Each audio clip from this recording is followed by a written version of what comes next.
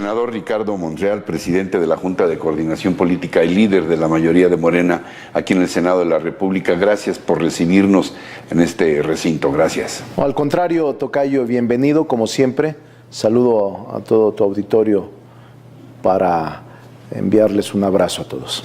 Debo reconocer públicamente y en afán de eso que en el fútbol llaman fair play, que habíamos pedido esta entrevista pues con el afán de hablar lo que estaba ocurriendo más recientemente en el Senado, un balance, los pendientes, en fin, pero hay un tema que está ahorita en la opinión pública y que seguramente tienes muy claro, porque atiende de alguna manera también al Senado, la renuncia de Germán Martínez Cázares a la Dirección General del Instituto Mexicano del Seguro Social y su regreso al Senado de la República. La pregunta, por lo tanto, es doble. Tú compartes la opinión de algunos que consideran que esta renuncia es el principio de un cisma en el gobierno de Andrés Manuel López Obrador. ¿Y cómo se dará el regreso de Martínez Cázares? Es un tema importante, Ricardo. No puedo negar que la renuncia de un miembro del gabinete ampliado genera siempre suspicacias, interpretaciones distintas, incluso posibles desencuentros dentro del gabinete que apenas tiene unos meses de funcionar. Sin embargo, yo te diría que la interpretación correcta es que el propio director del Seguro Social renunciante decidió reincorporarse al Senado.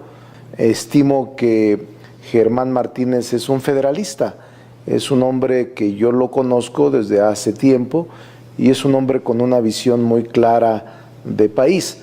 Sin embargo, no le doy la interpretación de la confrontación, no le doy la interpretación del cisma profundo, no le doy la interpretación de una dura lucha interna, ni tampoco de que él haya ido frente a una decisión personal a confrontarse con el presidente de la República o a denunciar hechos que están suscitándose en la administración pública federal.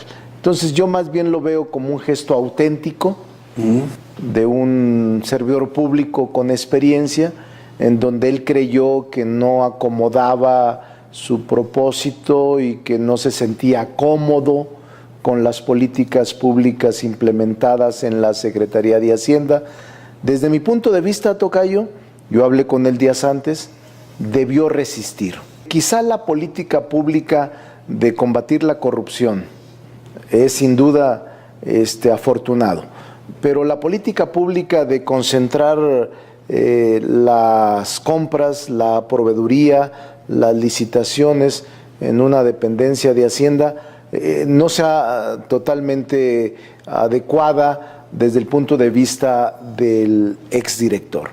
¿Cómo va a ser recibido en el Senado? Ya para entrarle a tus temas. Con respeto, tocayo, nosotros hemos decidido como grupo le hicieron Niños del PAN, Movimiento Ciudadano, sí, regresa a Morena. No, él es bienvenido al grupo parlamentario de Morena, su origen es Morena, fue él electo mediante lista nacional por Morena propuesto, y aquí habrá en el grupo tolerancia, un trato digno y una bienvenida correcta y razonada, porque necesitamos estar unidos en Morena y no importa de ninguna manera el motivo del cual él fue parte para incorporarse o reincorporarse al Senado. Aquí lo trataremos de manera correcta.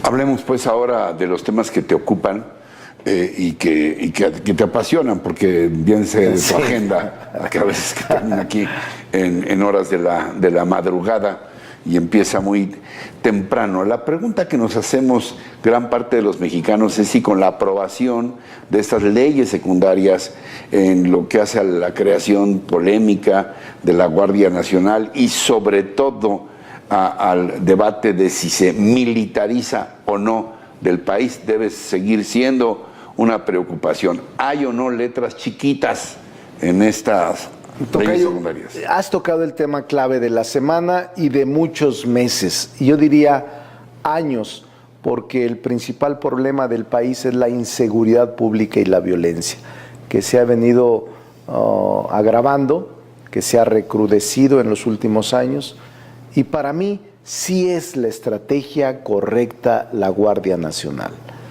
Quiero decirte que con la aprobación de las leyes, las 4 leyes que son uso de la fuerza, registro de detenciones, ley de Guardia Nacional y la del Sistema de Seguridad Pública, las 4 leyes erradican, esfuman de manera total cualquier tentación a la militarización de la seguridad pública en el país.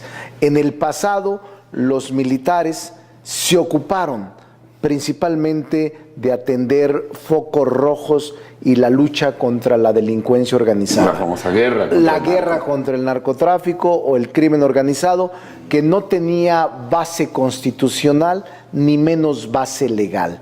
Ahora les hemos dado base constitucional, pero mediante un mando o una cadena de mando estrictamente civil, con fuero policial y con disciplina y formación policial, atendiendo los mejores estándares internacionales de cuerpos de seguridad pública.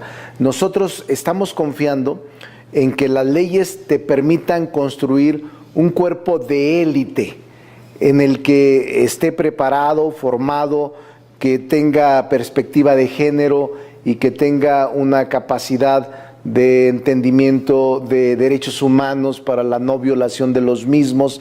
Es decir, habrá protocolos a partir de la legislación. Te quiero comentar que 3 de estas leyes no existían, curiosamente. La ley del uso de la fuerza no existía. La ley del registro de detenciones no existía, tocayo. Solo existía la de seguridad pública y ahora creemos que va a ser esta estrategia el instrumento moderno, adecuado para enfrentar el crimen organizado y la delincuencia común. Pero tú has dicho una cosa y te respondo. No hay letras chiquitas. No hay en Tampoco medio... en la ley orgánica de la Guardia no Nacional, hay. Es en la muy ley clara. general del no sistema hay en de seguridad ninguno pública. de los 4 ordenamientos jurídicos ni letras chiquitas, ni engaños, ni simulación.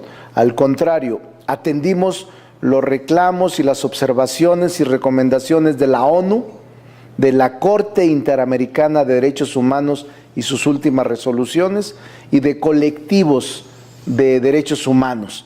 Entonces, está concentrado en estas 4 leyes una legislación moderna. ¿Por qué has insistido en un parlamento abierto, teniendo mayoría? Mira, primero porque es lo mejor. El Parlamento abierto definió la reforma constitucional de Guardia Nacional. Atendimos recomendaciones y lo sacamos por unanimidad.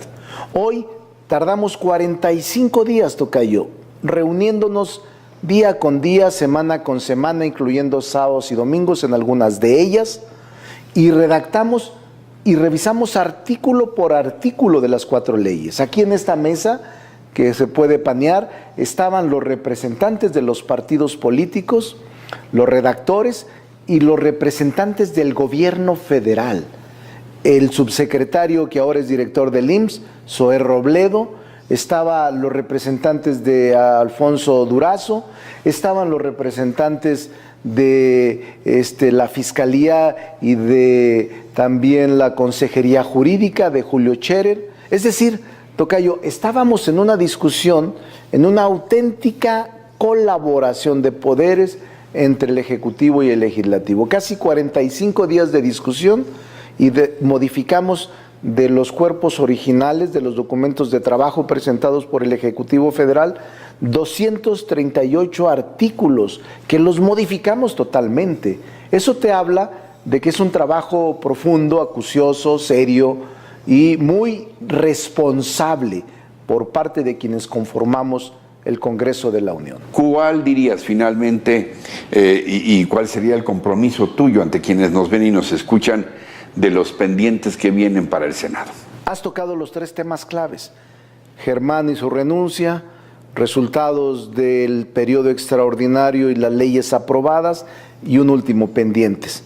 Yo te diría, tocayo, que nos faltan 3 pendientes de la agenda original que convenimos con el Ejecutivo Federal como movimiento, pero que no podemos excluir a las otras fuerzas políticas, que es indispensable su acuerdo, acompañamiento y consenso.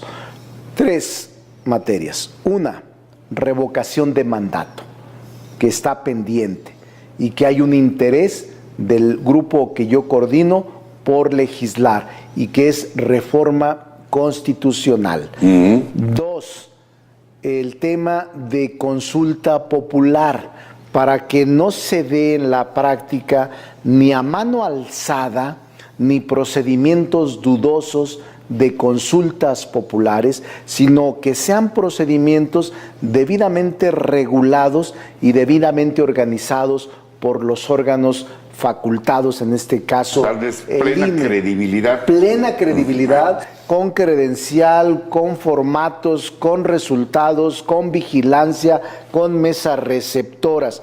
Esa consulta popular, que es la modificación al 35 constitucional, también está pendiente aquí en el Senado.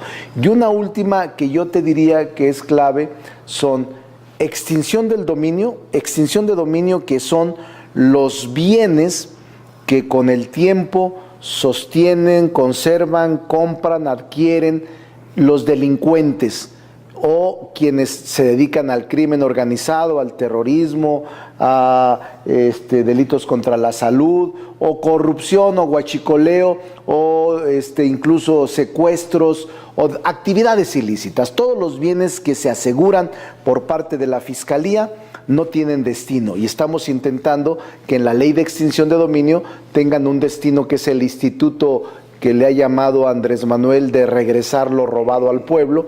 Nosotros lo llamamos el Instituto Chucho el Roto, pero la justicia popular. La justicia popular, pero esas son las materias que nos faltan, y lo de austeridad republicana, que estas 2 últimas son leyes reglamentarias. Ricardo Monreal, reconociendo de verdad tu apertura siempre, gracias por recibirnos. Espero que esta conversación que ha iniciado hace algunos años pues sí, siga adelante. 21 años, tocayo.